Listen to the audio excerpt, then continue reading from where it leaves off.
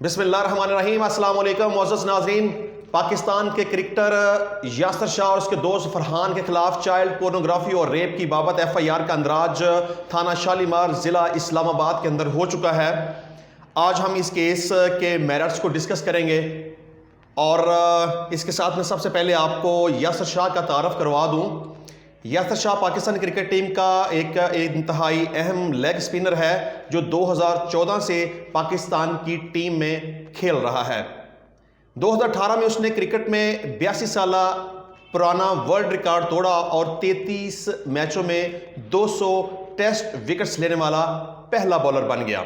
FIR की story को हम सबसे पहले पढ़ेंगे, उसके बाद इस केस के मेरिट्स को डिस्कस करेंगे। तो इसमें सारी थ्रू आउट जो एलिगेशन है वो यासिर शाह क्रिकेटर के दोस्त फरहान के ऊपर लगाई गई है कि उसने एक लड़की को रेप का निशाना बनाया और इसमें यासिर शाह की हद तक ये है कि उसने थ्रेट किया, जान से मार देने की धमकियां दी वगैरह वगैरह। ये जी FIR है थाना शालीमार ज़िला इस्लामाबाद की। इसमें तारीख वक्त वक़ुआ लिखा हुआ है 14/8/2021 का, जबकि FIR का अंदराज होता है 19/12/2021 को 2:50 पर। FIR की मुद्दइया है सुमेरा वल्द अब्दुल हनान। वो FIR की स्टोरी इस तरह से बयान करती है कि बखिदमत जनाब SHO साहब थाना शालीमार इस्लामाबाद गुजारिश है कि मैं F10 की रहायशी हूँ। 1 जून 2021 को यासिर शाह क्रिकेटर जो कि काफ़ी अरसा से मेरा जानने वाला है की दावत पर अपनी बांजी फरा के साथ लाहौर गई। मेरी बांजी की इस वक्त उम्र 14 साल है और वो मैट्रिक की स्टूडेंट है। वापसी पर जब वो 3 माह गुजरे तो फरा बहुत डिस्टर्ब और बीमार रहने लगी। मेरे बार बार पूछने पर बताया कि यासिर शाह के घर उसके दोस्त फरहान नामी शख्स ने उससे मोबाइल नंबर लिया और कुछ दिनों बाद फ़ोन पर उससे दोस्ती का दावा करने लगा। यासिर शाह से भी व्हाट्सएप पर बात कराता था। दोनों ने मुझे बहला फिसला कर शीशे में उतारा।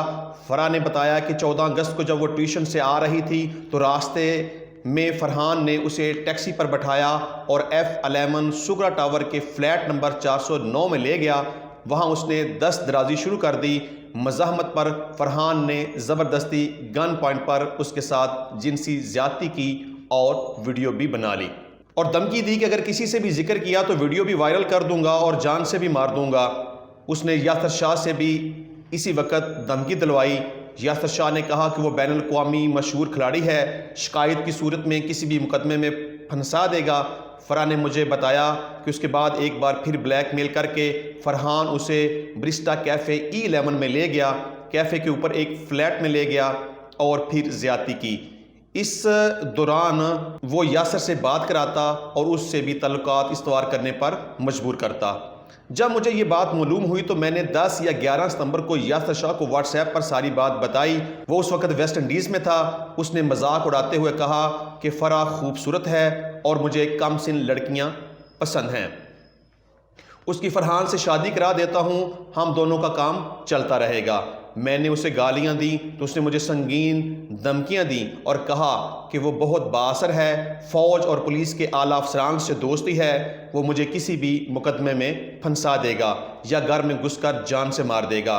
मैंने पुलिस में दरखास्त देने का कहा तो कहने लगा कि जो होना था वो हो गया है, मैं फरा के नाम पे फ्लैट करा दूंगा और 18 साल की उम्र तक उसके सारे अखराजात भी उठाऊंगा।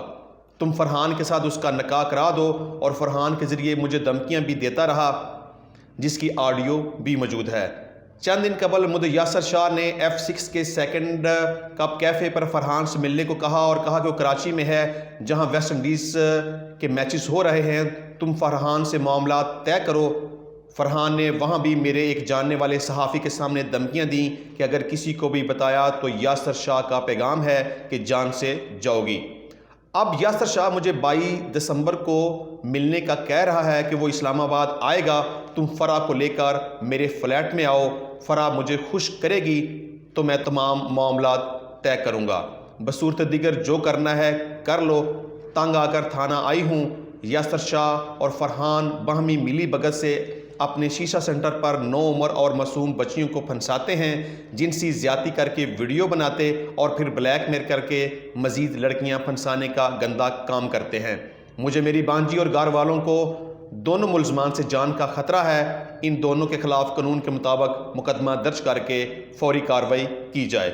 میری بانجی فرح ہر وقت روتی رہتی ہے اور کہتی ہے کہ میں میڈیا کے سامنے ساری بات بتا کر خودکشی کر لوں گی۔ برائے مہربانی ہمیں قانونی تحفظ کے ساتھ سخت کارروائی عمل میں لائی جائے۔ یہ تھی جناب ایف آئی آر جو ایک سمیرہ نامی خاتون نے یاسر شاہ کرکٹر اور اس کے دوست فرحان کے خلاف درج کروائی۔ تو اس میں اگر ہم اس ایف آئی آر کا پوسٹ مارٹم کریں اور اس کو کریٹیکلی دیکھیں تو ایسا لگتا ہے کہ جیسے یہ ایف آئی آر بالکل جھوٹ پر مبنی ہے۔ ایسا لگتا ہے کہ اس ایف آئی آر کا حقیقت سے کوئی تعلق واسطہ نہیں ہے۔ ایسا لگتا ہے کہ یہ صرف اور صرف بلیک میل کرنے کے لیے اور پھنسانے کے لیے اور بدنام کرنے کے لیے یہ جھوٹی ایف آئی آر کروائی گئی ہے۔ لیکن بہرحال یہ معاملہ چونکہ ایف آئی آر ہو گئی ہے، انڈر پروسیس ہے، پولیس اس کی انویسٹیگیشن کر رہی ہے۔ اب یہ پولیس ہی اس بات کو ڈٹرمن کرے گی کہ آیا کہ اس طرح کا کوئی واقعہ ہوا ہے کہ نہیں ہوا۔ بہرحال اس میں ایک بات تو طے ہے کہ یاسر شاہ کے خلاف ریپ کی بابت کسی قسم کا کوئی الزام نہیں لگایا گیا۔ ایف آئی آر کے اوپر جو دفعات لگائی گئی ہیں وہ اس میں کچھ ریپ کے حوالے سے ہیں، کچھ چائلڈ پورنوگرافی کے حوالے سے ہیں۔ اس میں میکسیمم جو بھی ایلیگیشنز رپیٹ کی گئی ہیں وہ فرحان کے خلاف ہیں، لیکن یاسر شاہ کے خلاف ایسا اس طرح کی کوئی بھی ایلیگیشن موجود نہیں ہے۔ اگر ہم مزید اس کو دیکھیں تو اس میں سب سے پہلی بات تو یہ ہے کہ جو offence section 376 Pakistan penal code کا ایف آئی آر کے اندر لکھا گیا ہے کہ اگر خاتون کی عمر 15 سال سے کم ہو تو اس کے ساتھ سیکشول انٹرکورس اس کی کانسنٹ کے ساتھ ہو یا اس کی کانسنٹ کے بغیر ہو تو وہ ریپ کی ڈیفینیشن میں آئے گا، چونکہ یہاں ایف آئی آر کے اندر یہ لیج کیا گیا ہے کہ جو کمپلیننٹ اس کی بانجی فرح اس کی عمر 14 سال کے لگ بھگ ہے۔ لیکن بہرحال یہ بات تو ابھی انویسٹیگیشن میں آئے گی کہ واقعی اس کی عمر 14 سال ہے یا اس سے زیادہ ہے، واٹ ایور جو بھی صورتحال ہے۔ لیکن بہرحال ایک اس میں سب سے پہلی بات تو یہ ہے کہ یہ اکرنس 14/8/2021 کا بتایا جا رہا ہے، جبکہ ایف آئی آر کا اندراج ہوا ہے 19/12/2021 کو۔ اس طرح ایف آئی آر کے اندراج میں 4 مہینے اور 5 دن کا آلموسٹ اس میں ڈیلے موجود ہے، یعنی کہ جب یہ اکرنس ہوا اس وقت اس کی کمپلینٹ فائل نہیں کی گئی۔ یہ اکرنس ایک دفعہ نہیں ہوا، یہ اکرنس 2 دفعہ ہوا۔ پہلے ایلیگیشن لگائی گئی کہ ایک دفعہ اس کے ساتھ ریپ ہوا، پھر ایک دفعہ پھر ایلیگیشن لگائی گئی ایف آئی آر کی اسٹوری کے اندر کہ اس کے ساتھ پھر ریپ کیا گیا۔ لیکن بہرحال جب پہلی دفعہ ریپ ہوا تو تب بھی کمپلینٹ فائل نہیں کی گئی، جب دوسری دفعہ ریپ ہوا تو تب بھی بر وقت کمپلینٹ فائل نہیں کی گئی، لیٹر آن یہ کمپلینٹ فائل کی گئی ہے۔ بہرحال 4 مہینے اور 5 دن کا اس کے اندر ڈیلے ہے جو کہ پروسیکیوشن کی سٹوری کو ڈاؤٹ فل کرتا ہے۔ اب اس میں ایک بڑی ہی مٹیریل اور اہم بات یہ ہے کہ اس کا میڈیکل ایگزامینیشن جو ہے وہ بر وقت نہیں ہوا۔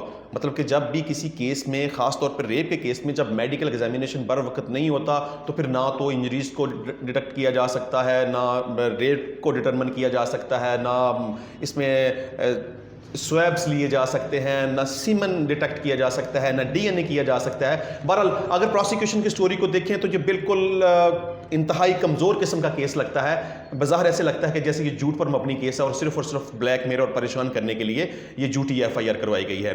اگر ہم اس کو میکسیمم دیکھیں قانون کی نظر میں تو یہ فورنیکیشن کی حد تک تو شاید یہ کیس بن جائے۔ فورنیکیشن مطلب کہ کانسینٹڈ سیکس۔ لیکن اگر ہم اس کو ریپ کو دیکھیں تو یہ آئی تھنک کہ یہ ریپ کا کیس نہیں بنتا۔ تو میرا خیال ہے کہ اس کیس کا کوئی بھی فیوچر نہیں ہے۔ یہ جو بھی الٹیریئر موٹیوز ہیں وہ بھی سامنے آ جائیں گے۔ اب پولیس کی انویسٹیگیشن اس بات کو ڈٹرمن کرے گی میڈیکل کروا کے۔ بہرحال جو کوئی بھی ہے اس میں کچھ نہ کچھ تو ڈٹرمن میڈیکل ایگزامینیشن نہیں کرنا ہے کہ آیا کہ اس میں کیا صورتحال بنتی ہے۔ انویسٹیگیشن اس میں کچھ نہ کچھ ڈکلیئر کرے گی، کوئی نہ کوئی اس میں کیا فردر پروگریس ہوتی ہے وہ ہم دیکھیں گے آگے جا کے۔ لیکن بہرحال ایف آئی آر کی پوری سٹوری میں کوئی بھی وٹنس جو ہے اس کا ذکر نہیں کیا گیا۔ ان شارٹ یہ ایک انتہائی کمزور سٹوری ہے، اس کا حقیقت سے کوئی تعلق واسطہ بظاہر نظر نہیں آتا اور ممکن ہے کہ یہ ایف آئی آر کویش ہو جائے۔ تو آج کے اس ٹاپک کے حوالے سے مجھے امید ہے کہ میں نے میکسیمم انفارمیشن آپ تک پہنچا دی ہیں، لیکن پھر بھی کسی قسم کا کوئی کویشچن آپ کے ذہن میں ہو تو آپ مجھے کانٹیکٹ کر سکتے ہیں۔ انشاءاللہ ملیں گے نئی ویڈیو کے ساتھ، نئے ٹاپک کے ساتھ۔ تب تک کے لیے مجھے اجازت دیجیے، اپنا بہت سارا خیال رکھیے گا۔ اللہ حافظ۔